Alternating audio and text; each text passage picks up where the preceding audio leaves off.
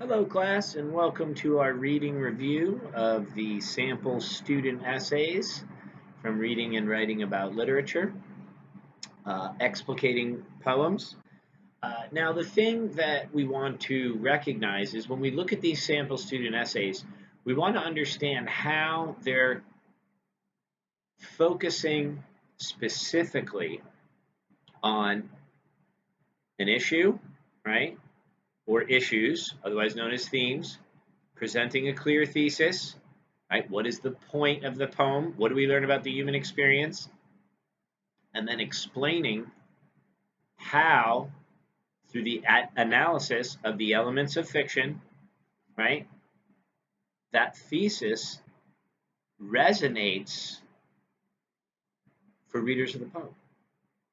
So, just as your intro paragraph should start by providing background on your issue and your themes, your author, your subject, should present your thesis, right, and should present the supporting ideas that you're going to focus on in your body paragraphs. Let's look at how each of these intro paragraphs do that.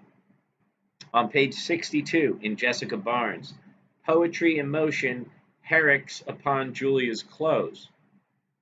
Notice how the intro begins, right? In its brief 6 lines, Robert Herrick's Upon Julia's Close is a celebration of the physical sensuousness of the speaker's object of desire. The poem is structured like a seashell with 2 parts. In the first stanza, the speaker makes a seemingly simple observation. When Julia walks past, her silken clothes seem to flow as if they're liquid. In the second stanza, though, he provides a second observation. Right? When Julia's body is each way free of the clothing, the speaker is completely overtaken by the beauty of Julia's brave vibration. Herrick provides several inversions of syntax to place emphasis on certain images. Notice how these introductory sentences give background, present the claim, and let the reader know the elements of fiction. The claim, right, is that it's a celebration of the physical sensuousness of the speaker's object. They mention structure, speaker, plot, quotes, specific examples. Nicely done. Okay, so remember, when you're explicating poetry, what do we learn about life? Reading and writing about literature, right? What do we learn about life, culture, society? Let's skip ahead.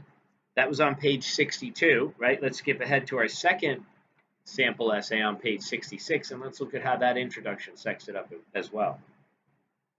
Possessed by the need for possession, Browning's My Last Duchess. I like how both of these first 2 essays do a nice job of setting up the title with a subtitle and a colon. As you'll see on your colon punctuation document, one of the uses of the colon is to set off a subtitle. I also want you to keep in mind, when you're composing your explication essays, you're fulfilling your learning outcomes. When you're analyzing, you're composing, you're evaluating, when you're engaging in critical thinking, you're providing that rhetorical awareness, that global awareness. What do we learn about life, right? What do we learn about culture? What do we learn about society?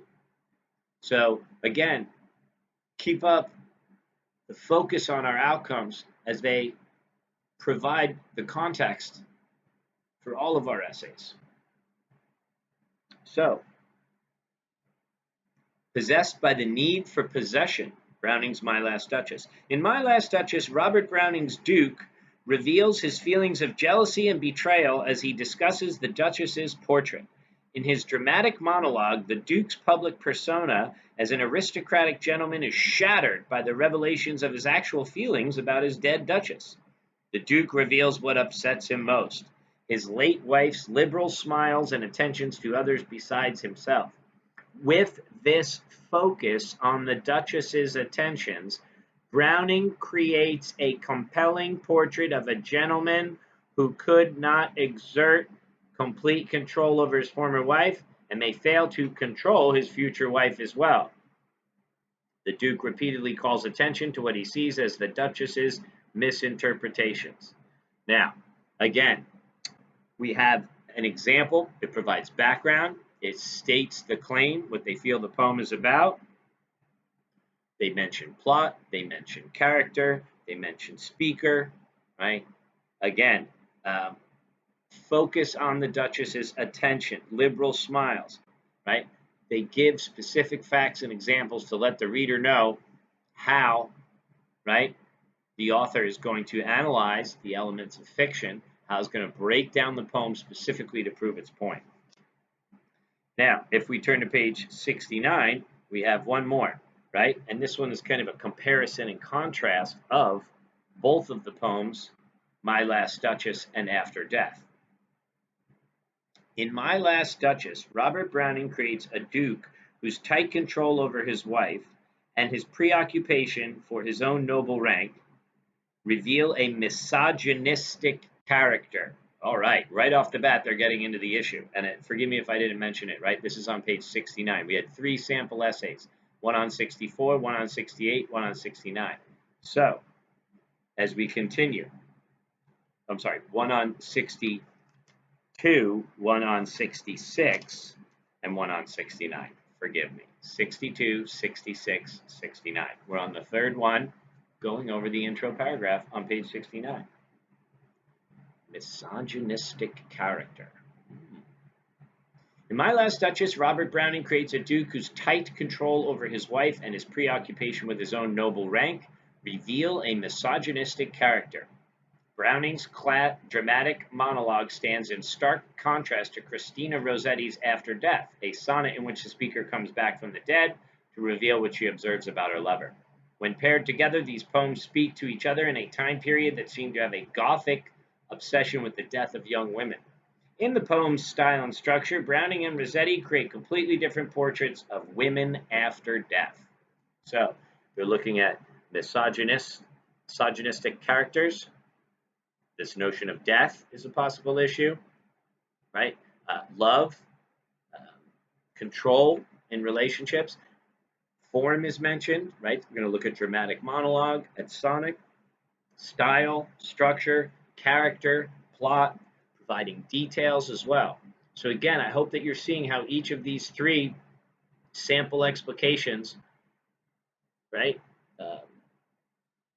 are emblematic of what you should be doing in your intro paragraphs so that you're fulfilling your learning outcomes. Remember, you want to make sure that you're analyzing your ideas, you're analyzing the poem, right? You're evaluating the use of the elements of fiction, and as you're composing your essays, make sure you're focusing on critical thinking strategies and terms, rhetorical strategies, so you demonstrate that rhetorical awareness, that global awareness. What do we learn about the human condition, and how are you going to prove it? By analyzing the poem and synthesizing your analysis with that of the critics as well. As you look at these sample student essays, just as we've been discussing all semester, their body paragraphs all have clearly stated topic sentences that let the reader know which element of fiction they're going to focus on. They have facts, they have details, they have examples, they have quotes, just as your body paragraph should. And then at the conclusion of your paragraphs, kind of make sure to have either a transitional or a concluding sentence leads in to the next paragraph, or summarizes what that paragraph was about, and your topic sentence of the next paragraph will be your transition. As you also notice when looking at these sample student essays, the conclusion paragraphs all repeat the point, review the support, and reflect, right, on the global awareness, on the human condition. What do we learn about life?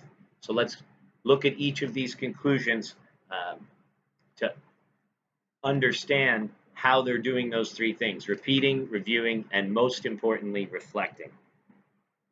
Page 63, if you'll turn back, we have the conclusion from Poetry in Motion, Herrick's Upon Julia's Close. Right? Remember, it was all about celebrating the physical sensuousness of the speaker's object of desire. Page 63, I will read you the conclusion. Ultimately, the poem reveals that Julia's beauty is beyond words. We cannot know whether Julia has actually taken her clothes off or whether she has done so in the imagination of the speaker. Either way, the poem provides many sounds that mirror the O of line 6. The end rhyme for all of the lines in the first stanza rhyme with the O. Assonance, right? Goes, flows, close. Each of these words reinforces the importance of Julia's shimmering beauty and the power of her movements. The EE rhymes at the end of lines in stanza 2, see, free, me, reinforce the idea that Julia's freedom and her nakedness also frees the poet's pleasure in imagining or seeing the brave vibration of her body. Reflecting on this notion of celebrating the physical sensuousness of an object of desire. Notice how that paragraph, right, uses the dash effectively for emphasis, reminds you of the elements of fiction that it focused on, the support, right, and clearly, right, reflects the thesis that her beauty is beyond words. If we turn the page to 67, possessed by the need for possession, Browning's My Last Duchess, the conclusion paragraph, I will read it to you, also repeats, reviews, and reflects. Ultimately, the showing of the portrait is a way for the Duke to show his possessions and his command of his possessions to the envoy of the court. As the Duke invites the envoy to come downstairs, he already characterizes his future bride as a kind of possession. Now, notice how they set up the block quote with a complete sentence and a colon in the conclusion. When you have a complete sentence coming before a quote, make sure to put a colon after it. After alluding to the generous dowry that he will receive, the Duke checks himself by saying that it is the Count's fair daughter's self, that he has found so compelling. Even so, the Duke has started to limit and control the status of his future bride, suggesting that he will exert the same controls on her that he exerted on his late wife. In the end, she runs the same risk of becoming a seahorse that requires Neptune's taming. Interesting allusion at the conclusion of that sample student essay as they're reflecting on the bigger picture issue of control in relationships. Last but certainly not least, on page 70 in Speakers for the Dead, Narrators in My Last Duchess and After Death, let me read the conclusion to share with you how that one also repeats, reviews, and reflects. When read together, Rossetti's After Death and Browning's My Last Duchess function as companion pieces, each speaking to the other in a kind of call and response. Browning's Duke shuts down any speech beyond his own, talking at length in the silence of the portrait and the visitor who looks at it.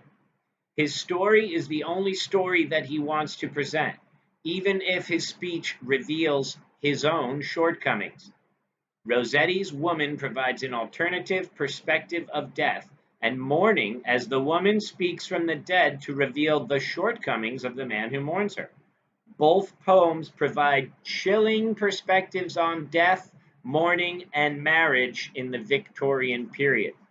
Notice how that sample student essay very neatly sums up the themes, the issues that, right, the analysis is focusing on to present that idea about the human experience. This is what we've learned about life by analyzing the poems. So I hope that everybody is feeling more confident after this video. Again, use the sample student essays as examples to emulate in your own writing.